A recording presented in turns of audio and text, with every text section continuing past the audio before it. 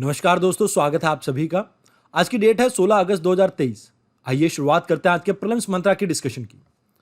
इस पहले आर्टिकल में हम बात करेंगे मुदुमलाई टाइगर रिजर्व के पास लोकेटेड एक थेंगू विलेज की। देखिए, यहां पर ऑलमोस्ट 495 फैमिलीज रहती हैं। अब हाल फिलहाल में हाईकोर्ट की ये वर्डिक्ट आई है कि भाई इन पूरी फैमिलीज को हमें रीलोकेट करना पड़ेगा किसी और लोकेशन पे। रीजन बीइंग, यहां पर ह्यूमन एनिमल कॉन्फ्लिक्ट की वजह से बहुत से जानवरों को अपनी जान से हाथ गंवाना पड़ा। इस वजह से इन फैमिलीज को यहां पर रीलोकेट करने की जरूरत है। इनके पास लगभग 500 एकड़ एरिया है यहां पे। अब गवर्नमेंट को यह कहा गया कि भाई आप इन सभी को 15 लाख रुपए दे दीजिए, जिसका सम टोटल बनेगा आपका 75 करोड़, यानी 75 करोड़ रुपीस इन्हें पे करने होंगे। अब ये पैसा आएगा कहां से? तो आपको याद रखना है कैंपा फंड। कैंपा फंड अगर फुल फॉर्म की बात की जाए तो that is compensatory afforestation fund management and planning authority. अब वर्ड में पहला आप देखिए यहां पे क्या है, कंपनसेटरी मींस आपको कंपनसेट करना है किसको? अगर आप फॉरेस्ट लैंड को नॉन फॉरेस्ट प्रोडक्ट के लिए यानी नॉन फॉरेस्ट एक्टिविटी के लिए यूज कर रहे हैं तो इसके लिए आपको कंपनसेशन करना पड़ेगा। अब इसके लिए आपको लैंड तो देना ही पड़ेगा, मतलब जितना आपने लैंड यूटिलाइज किया है उतना तो देना ही पड़ेगा, प्लस कुछ पैसे भी पे करने होंगे जो गवर्नमेंट रेट यहां पर डिसाइड करेगी उसके अकॉर्डिंगली। अगर मान लीजिए कोई ऐसा एरिया है जहां पर आपको सॉइल इतनी फर्टाइल नहीं देखने को मिलती है तो आपको डबल लैंड देना पड़ेगा। जैसे इसके लिए एग्जांपल दे देता हूं, निकोबार प्रोजेक्ट के बारे में आपने सुना होगा, ग्रेट निकोबार प्रोजेक्ट। इसके लिए एफॉरेस्टेशन होनी है हरियाणा में, मतलब आप थ्रू आउट इंडिया कहीं भी इस लैंड पैच को खरीद के एफॉरेस्टेशन कर सकते हैं वहां पे। अब इस फंड को मैनेज करने वाली अथॉरिटी कौन सी है? आपकी कैंपा अथॉरिटी, यानी ये एक स्टैट्यूटरी अथॉरिटी है जो 2004 में बनी थी और ये आती है आपकी मिनिस्ट्री ऑफ एनवायरनमेंट के अंडर।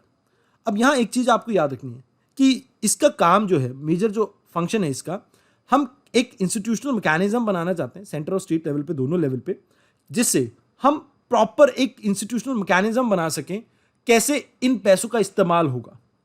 अब पैसों का इस्तेमाल हम चाहते हैं एफिशिएंटली और ट्रांसपेरेंट मैनर में हो, ताकि जो पैसा जो ये यहां पर आया है हमारे पास, इसका प्रॉपर यूटिलाइजेशन हो सके। अब इस फंड के बारे में तो आपको इतना ही जानना था, तो यहां पर आपको याद रखना है कि सबसे पहले ये जो पैसा आएगा ये कैंपा फंड से आएगा। दूसरी चीज, ये पैसा दिया किसको जाएगा? तो नेशनल टाइगर कंजर्वेशन अथॉरिटी को याद रखना, जो कि एस्टैब्लिश की गई थी आपकी 2005 में। ये एक स्टैट्यूटरी बॉडी है जो कि आपकी मिनिस्ट्री ऑफ एनवायरनमेंट के अंडर आती है। इसे कॉन्स्टिट्यूट किया गया था वाइल्ड लाइफ प्रोटेक्शन एक्ट 1972 के अंडर। अब यहां इसको काम क्या दिया गया था कि टाइगर कंजर्वेशन एफर्ट्स के ऊपर ये फोकस करेगा। अभी हाल फिलहाल में यहां पर हाईकोर्ट ने इसकी ड्यूटी लगाई है कि भाई इन लोगों को, क्योंकि यहां पर आपको 33 टाइगर्स देखने को मिलते हैं, तो इन लोगों को रीलोकेट करने के लिए जो फंड है, जो पैसा आएगा वो इसके पास आएगा, अथॉरिटी के पास, एंड इसके बाद ये आगे देंगे आपके principal chief conservator of forest को, जो कि तमिलनाडु गवर्नमेंट के एक ऑफिशियल रहेंगे। वो आगे 10 अक्टूबर से पहले पहले ये पैसे लोगों को ट्रांसफर करेंगे। अगर इसमें किसी भी तरह की कुताही होती है तो सुप्रीम कोर्ट यहां पर कंटेम्प्ट ऑफ कोर्ट के लिए इन्हें चार्ज कर सकती है। तो यहां इस पूरे आर्टिकल में आपको यह समझना था। अब बात की जाए, यहां पर आपको मुद्दुमलाई टाइगर रिजर्व के बारे में भी पूछा जा सकता है, जहां से फ्लो करती है आपकी मोयार रिवर। मोयार रिवर के अलावा यहां पर आपको बहुत से जानवर देखने को मिलते हैं, जैसे एलिफेंट हो गया, टाइगर हो गया, स्लोथ बेयर, लियोपर्ड्स, ढोल, ये ऐसे कई जानवर आपको यहां पर देखने को मिल जाते हैं। अब यहां वैसे तो आपको बहुत कम पेड़ देखने को मिलते हैं क्योंकि ये tropical grassland type of vegetation में आता है, जहां पर आपको बड़ी बड़ी एलिफेंट ग्रास देखने को मिलती है जो 4 से 5 मीटर हाइट हो सकती है जिनकी।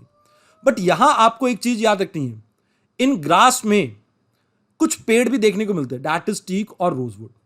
ये कॉमनली यहां पर आपको देखने को मिल जाते हैं। तो इस आर्टिकल में इतना ही।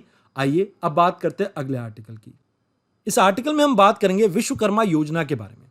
देखिए, इसे लॉन्च किया जाएगा विश्वकर्मा जयंती पे, बट अभी लाल किले से भाषण देते हुए प्रधानमंत्री जी ने इसके बारे में जिक्र किया है, तो थोड़ा बहुत जो इसके बारे में इंफॉर्मेशन दी गई है उसके बारे में हम जान लेते हैं।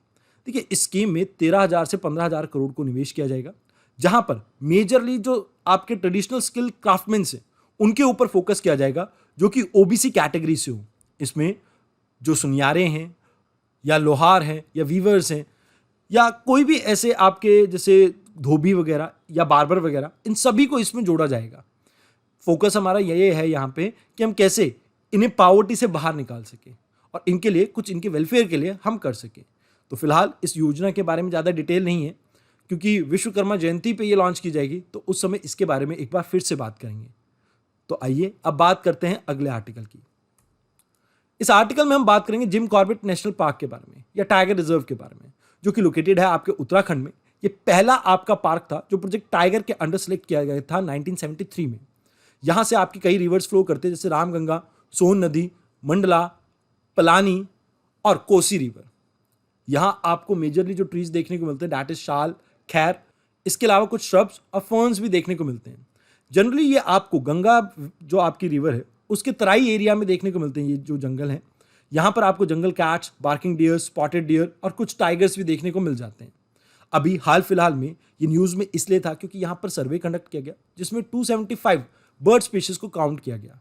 इसमें से कुछ इंपॉर्टेंट बर्ड स्पीशीज के बारे में आपको पता होना चाहिए, जैसे व्हाइट रैम्प्ड वल्चर जो कि क्रिटिकल इंडेंजर्ड कैटेगरी में आता है, रेड हेडेड वल्चर जो कि अगेन क्रिटिकल इंडेंजर्ड कैटेगरी में आता है।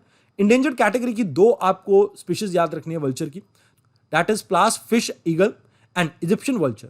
ये दो आपको याद रखने, ये इंडेंजर्ड कैटेगरी में आते हैं। अक्सर यूपीएससी आपको मैच द फॉलोइंग टाइप के इसमें क्वेश्चन दे सकता है। अब ये जो इनके स्टेटस की बात कर रहे हैं, ये IUCN की रेड बुक के हिसाब से आज आपके लिए होमवर्क ये है, आपको मुझे कमेंट बॉक्स में बताना है IUCN के बारे में कुछ इंफॉर्मेशन जो आपको पता हो। आइए अब बात करते हैं अगले आर्टिकल की। इस आर्टिकल में हम लोकेशन जानेंगे लिबिया की, जो कि न्यूज में इसलिए था क्योंकि यहां पर दो राइवल ग्रुप्स के बीच में आर्म फाइट हुई, आर्म बैटल हुई, जिसमें 2 लोगों की मौत हुई। और यहां पर लिबियन एयरपोर्ट जो कि त्रिपोली में आपका लोकेटेड है, ये काफी देर तक बंद रहा। अब ये मेडिटेरियन सी के आसपास लोकेटेड एक कंट्री है, यानी यहां पर आपको मेडिटेरियन टाइप ऑफ क्लाइमेट देखने को मिलता है, जो कि फेमस है आपके ऑर्चिड्स के लिए। खासकर यहां पर सिट्रस फ्रूट्स आपको बहुत ज्यादा देखने को मिलेंगे। अब यहां इसके आसपास आपको कंट्रीज जो देखने को मिलते हैं that is Tunisia, Algeria, then south में आपको नाइजर, चैड, सूडान, इजिप्ट, ये मेजर कंट्रीज आपको देखने को मिल जाती हैं। तो इस आर्टिकल में आपको इसकी लोकेशन जाननी इंपॉर्टेंट थी। आइए अब बात करते हैं अगले आर्टिकल की। इस आर्टिकल में हम बात करेंगे फ्रिगेट्स के बारे में। स्टिल्थ फ्रिगेट क्या होती है? देखिए, कुछ ऐसी आपकी फ्रिगेट्स यानी आपके पानी के जहाज, शिप्स, वॉरशिप्स, जो डिटेक्ट ना किए जा सके रडार पे इजीली। अब देखिए, किसी के अंदर आप मटेरियल ऐसा यूज करते हैं, कईयों के डिजाइन ऐसे क्रिएट किए जाते हैं कि जो आपके सुनार वेव्स या रडार वेव्स होती हैं वो इनको छू के वापस ना जाए, मतलब किसी और डायरेक्शन में डाइवर्ट हो जाए या उन्हें अब्जॉर्ब कर लें। ये अगर वो वापस जाएंगी तो ये रडार पे कैच हो सकते हैं। तो बेसिकली यहां पर ये इस प्रिंसिपल के ऊपर वर्क करते हैं। अब ये मटेरियल के हिसाब से भी आप स्टिल्थ बना सकते हैं, यानी मटेरियल कुछ ऐसा यूज कर लिया जो अब्जॉर्ब कर लेने, या ज्योमेट्रिकली इनकी फिगर यानी डिजाइन ऐसा कर दिया जो वेव्स को वापस ना जाने दे रडार तक। तो ये आपको याद रखना है। अब जैसे आपको थाडा के बारे में यूपीएससी ने 2016-17 में एक क्वेश्चन पूछा था, वैसे यहां पर आपको तलवार क्लास स्टिल्थ फ्रिगेट के बारे में पूछ सकते हैं, या आपसे क्रिवैक जो क्लास है इसके बारे में पूछा जा सकता है। तो याद रखना, ये आपकी रशिया की एक फ्रिगेट है जो कि इंडिया को डिलीवर की जानी थी। अभी ये डिले हो चुकी है, फिलहाल अक्टूबर 2024 या मई 2024 तक ये आएगी।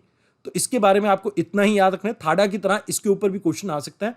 तो आज के इस आर्टिकल में तो इतना ही। आइए अब बात करते हैं अगले आर्टिकल की। इस आर्टिकल में हम बात करेंगे मिनिस्ट्री ऑफ अर्बन अफेयर की एक स्कीम के बारे में, दैट इज प्रधानमंत्री आवास योजना, जिसे लॉन्च किया गया था 2015 में। अभी फिलहाल प्रधानमंत्री ने लाल किले से अपने भाषण में इसे एक्सटेंड कर दिया गया है 2024 तक। अब देखिए, यहां पर इस स्कीम को इनिशियली इंप्लीमेंट करने वाले थे हम 2022 तक, जहां पर हम ये चाहते थे कि भी एक इकोनॉमिकली बैकवर्ड क्लास के लिए हम स्टोरेज यानी घर को प्रोवाइड कर सकें, मतलब उनके रहने की दिक्कत को हम दूर कर सकें, खासकर स्लम एरिया में इनको पक्का घर प्रोवाइड कर सके जिसमें किचन हो, बाथिंग एरिया हो, साथ के साथ आप ये कह सकते हैं कि टैप्ड वाटर हो, गैस पाइपलाइन वगैरह, ऐसी सभी फैसिलिटीज़ हो जो एक घर में होनी चाहिए। ये स्कीम को लॉन्च किया गया था 2015 में, बट हाल फिलहाल में इसको इम्प्लीमेंट करने में कुछ देरी हुई है, जिसकी वजह से इसे फर्दर एक्सटेंड कर दिया गया 2024 तक।